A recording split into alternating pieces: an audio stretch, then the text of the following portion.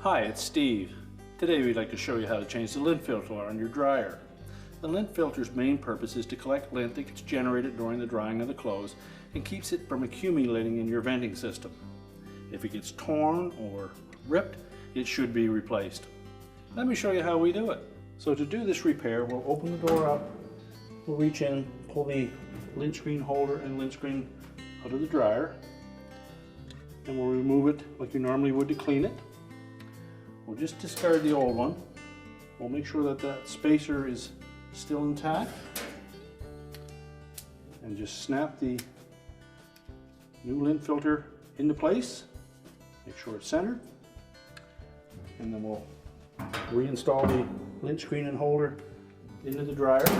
And to ensure a long life with that lint filter, I want to make sure that when you clean it that you don't just tap it onto something, that you actually just wipe the lint off very carefully. And as it gets built up with some fabric softener in it, you can just wash it in warm water, rinse it, and then let it dry.